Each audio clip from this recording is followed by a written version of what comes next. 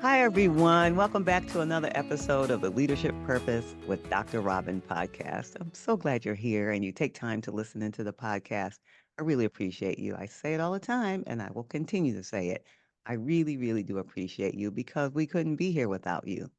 And because you've been listening in, we've been ranked in the top 5% of all podcasts globally, according to Listen Notes. So thank you for doing that. And if you would, I would appreciate it if you would now go and subscribe, review, and rate the podcast. Really would help us out. All right, now that we have that done, today I'm talking with Jessica Galica. Now, let me tell you a little bit about Jessica. She's the best-selling author of the book Leap: Why It's Time to Let Go to Get Ahead in Your Career. And before publishing Leap, Jess built a successful 15-year corporate career in tech and management consulting at some of the world's most prestigious companies like Apple, Bain, and Siemens. And in 2020, Jess pivoted to the second chapter of her career. And today she coaches leaders, she's a sought after corporate speaker, and the host of the podcast, Reclaim Your Career. And when she's not doing all that, she lives in Boston with her husband and her two children. Welcome, Jessica Galica. That's right. Thanks, Robin. I'm so happy to be here. I'm so glad you're here. Now, let's just jump right in. I read your sort of formal introduction, but why don't you tell us a little bit about who you are and then the work you do? Sure. Yeah. Well, on the personal side, as you mentioned, I live in Boston. I'm a mom to two young kids, a 4-year-old and an almost 2-year-old. So that is a big part of my life today. And career has always been a huge part of my life. I spent the first decade of my career, really, I say, in my chasing shiny gold stars era, working at a lot of the best companies, the best organizations. And honestly, after a decade of doing that, I reached a lot of great positions, and I had never felt more lost in my career than I had after that experience. So that really unlocked this interest in me around career transition and how people, especially high performing women, navigate these crossroads moments where they've been on a path and they're realizing that path no longer serves them. So led to lots of the work that I've been doing since that point, and obviously, lots of the topics that we'll dive into today. Really excited to hear more about this, but I heard you say you are going after these gold star moments, or yeah, I can't remember your exact phrase, but I'd like to hear more about that. What did that look like, and what do you mean by that? Yeah. I think it's the classic liking to check the box or liking to get that gold star sticker from the teacher on your homework assignment. I really was looking for kind of validation in these really traditional ways when it came to my career. And to me, success was what society had really told me success was, which was getting, the brand name institution or the paycheck or the title. And I had never done the work of actually defining for myself, hey, what does success look like through my own lens? And that was kind of the grappling that came to be of really getting to this moment of realizing that, hey, I've been doing this for 10 plus years, trying to reach success in the way that everyone tells me it should look like and feel like, and I know it's not right. Now I need to start, the work of kind of questioning what I thought success was to begin with and redefining success in a way that's going to feel more real and more fulfilling and more attainable for me. That makes a lot of sense. Now, at the time when you had this sort of change, did something happen to usher in this change, or was it slow and over time?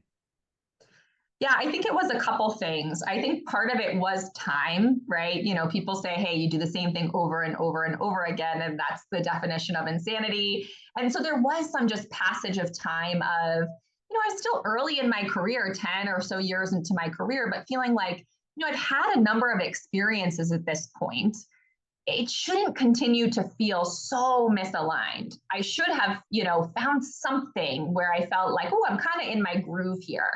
And so there was this feeling of like, okay, wow, I've really tested in a few different ways and nothing is quite right. So part of it I do think is just experience.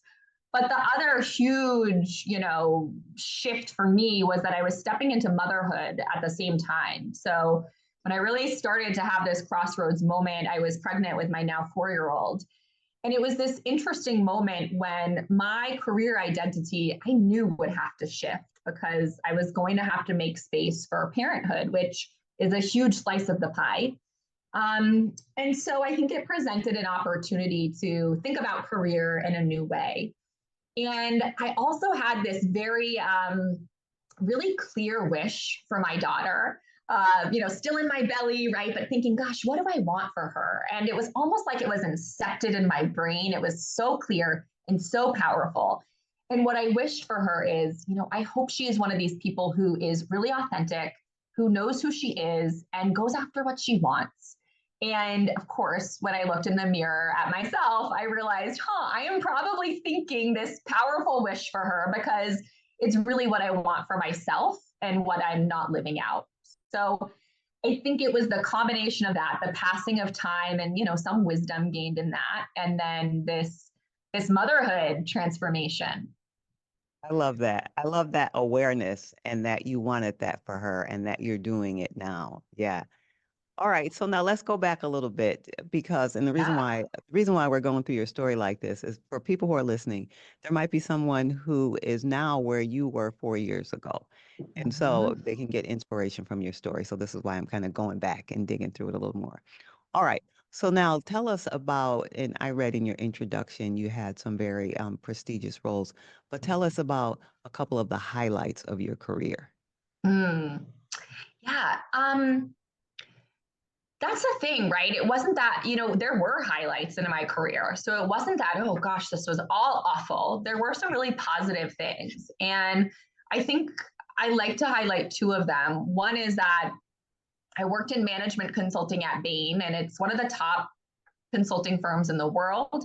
And I got incredible training. It was an incredible training ground and training field working with, big organizations, name brand clients on really the biggest problems in their business, right? How do we grow or how do we cut costs and maintain profitability? How do we think about innovation and new markets? So it was a really, really interesting job in a lot of ways and an incredible, incredible opportunity to really boost my skill set. So I'm so grateful for that. Even though it wasn't for me in the long term, I grew so, so much.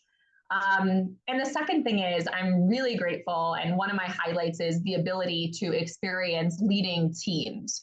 So, in my kind of final corporate role before I transitioned to do, run my own business, coaching and supporting women, um, I had the experience of growing a team from zero. So, a team of me to scaling a sales partnership team to 10 people globally who were running partnerships with some cool tech players like AWS and then also large consulting firms as well. And I think the people nature of being a people manager really inspired me. And I loved having that responsibility of creating a great work environment for people and also creating growth paths. So I was so happy that I was able to create for a couple members of my team the path to move from an individual contributor role to a manager role underneath me. So yeah, that's a highlight, getting that experience of actually managing and leading teams. Yeah, yeah. Thank you for sharing that. And I wanted people to hear that because to know that you made a change from those type of highlights in your career to where you are now, that they, whatever the highlights are for them, they also can do it. So this is sort Yes. of inspiration for them. So thank you for sharing that. Yeah, and Okay. I think too, if I can, I would just Yeah. say it's a good, it can be a nice reminder for people to remember that all those experiences and skills that you've developed and brought into your toolkit, they go with you, right? And even if you are making a big pivot to something different, so much more of that stuff sticks with you and serves you, even in ways that might surprise you or you can't predict. And I think that all the time, that the experiences from my time at Bain and also from my time managing teams, even though the work that I'm doing today is very different, it still really, really does serve me. And so it's not this total reinvention or makeover. There's a lot that you bring with you. Glad you brought that up. That's a good point because it might feel daunting to someone if they think they have to start completely over and not bring who they are and their skills to it. So I'm really glad you brought that up. All right, so now let's go back a little bit too, because people might relate to this to little Jess. Let's go to little Jess Yeah. when you were, say elementary school. Do you see any commonalities with little Jess and what you were doing then and what you're doing now? For example, you mentioned Gold Star, maybe that's a place to start, but anything that comes to mind, let us know. Yeah. I see a lot of connections. I think in the work that I'm doing today, it's definitely a representation of the more authentic me, which, we usually can track back to when we're little and who are we? Who do we come into this world as? And I think from a young age, two things that I knew about myself and two things that I love to do. One was writing. I loved writing. I loved articulating ideas. I was really good at taking lots of concepts and distilling them into, clear written insights. So that's always been a theme of really loving writing and communicating. And I think the second thing is I have always enjoyed and always, I think, excelled at building one-to-one relationships and making people feel safe and trusted and engaged and energized. And so I see that in the work that I do today very much with that one-to-one relationship building, certainly in the coaching work that I do. And then with the writing, of course, in publishing the book and, doing some thinking and speaking on these topics of women at work. And it's cool to say that. It's really neat to actually be able to pull that thread and see now that it is connected and that I am doing work that is more aligned with probably what are, natural gifts and natural interests. Yes, yes, I love that. I always love hearing people's early stories and making those connections. And I'm hoping that our listeners are thinking about that right now, thinking about their younger selves and how it is connected or not connected to what they're doing right now to help guide them in that area. All right. So now you know the podcast is leadership purpose. So now let's talk Yes. about purpose. And for me, the reason why I wanted to do the podcast was to support women who are looking for more meaning and purpose and express it through their work. I mean, there's lots of ways to express your purpose, but I'm particularly interested in women who are wanting to express having meaningful and purposeful work experiences. And so that's why I call it leadership purpose. So now, with the woman who's looking for where, think about she's about where you were about 4 years ago, and she's thinking, I achieved all the things and I Mm. still don't have fulfillment in my work. And seems to be there's something in me that's yearning for more. But the expectations of family and society says there's nothing wrong. I mean, what you have this great career. Why would you want to make any changes? And so what would you say to her if she's at that moment of just having that yearning and seeking more, but hasn't done anything Mm. yet? I think the first message that I would want to say loud and clear is that you have the right to want more and you deserve to go after what you want. And, don't let anyone, culture, any individual box you into thinking that, well, this is enough. This is enough for you. I think if you have that instinct and you have that gut that there is something more for you, that's something to be honored and something to listen to. Yeah. Now, do you think it's important for people to have purpose in their work? Oh, yes, I do.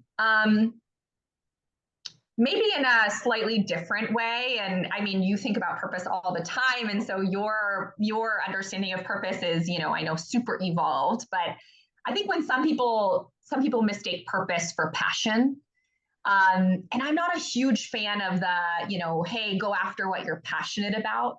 I actually think purpose is a great replacement for that. Or another question that I like to reframe is let's think less about your passion because that's quite fixed, right? You like one thing and stick with that. But and for a lot of people, it's really hard to figure out, well, what is my passion? But what I often reframe is how do you want to contribute? And I think that's very aligned with purpose. What role do you want to play? What problems do you want to help solve? And I think what this does, when people really get clear on their purpose, I think it does two things. one, I think it kind of becomes a guidepost. It's like a value almost of, hey, this is what I'm going to come back to when I'm faced with decisions or I have to prioritize or I'm unsure which direction to go. I come back to this statement of purpose and values that helps direct me. And I also think purpose, unlike passion, is something that is really creative and really flexible over time. And so, I don't know, a silly example, right? But if your passion is, I don't know, fashion, right? Okay, well, you'll be in fashion your whole life. But maybe your purpose or the way you want to contribute is actually, hey, I want to make women feel great about how they enter the world every day. And what a richer and more creative and expansive way to, navigate your life and your career and all the things that might come. Yes, and of course, I'm right there with you. I Yeah. resonate with what you're saying. Yeah, I know. Yeah. I'm like nervous to talk about purpose with the literal doctor of purpose, but that's my point of view. It's a good one, and I'm sure it's inspiring somebody right now in this very moment, like this Mm. whole conversation has. Now, is there anything that I haven't asked you that you want to share? You've been so generous with your time. I know you have a full day today. But before we go, before we tell people how they can connect with you, Mm. is there something that I didn't ask or that's on your mind that you'd like to share before we tell people how they can stay in touch? Yeah. You mentioned me as a kid, right? And I think one thing that it brings up as well is that really understanding, hey, what are the roots of things that are making me who I am and making, what made me a kid that wanted to get the gold stars and all of that. And, I think for my own story, part of it was that I grew up in a household of kind of achievement with, my mom was a first gen college graduate, really focused on achievement for wonderful reasons. And so I think I would just say that it can be really helpful to examine, what are the roots of this and have both kind of introspection on that and also a lot of grace, right? It's really easy to look back and be frustrated or regretful of, gosh, why did I make these decisions? And I think that having a lot of grace and love for that little kid, right? That hey, there's a lot of good reasons that I felt this way, and reasons that I felt scared or was hesitant to do this. I just think that's an important note to infuse here. That have grace for yourself, even if you feel like you are stumbling along the way, or maybe not where you are. I love that. I love that. Thank you, Jess, for that and for this whole experience here today. Now, I'm guessing there's someone saying, "Hey, I want to know more about the book or the work that she's doing. How can I be in touch?" So, where can they connect with you? Yeah, sure. Best way is to say hello on LinkedIn, where you can find me through my name, Jess Galica, or head to the website that shows the book and how to work with me, which is www.reclaimyourcareer.co. Love it. Love it. Thank you so much, Jess. I appreciate you for being here. Yeah, this was awesome. Thanks, Robin. I'm glad you enjoyed it. Okay, everyone, and I hang out on LinkedIn too. I'd love to hear from you. Message me on LinkedIn. I'm on the other social channels too, but mostly on LinkedIn at Robin L. Owens, PhD, at Robin L. Owens, PhD, and I'd love to hear from you.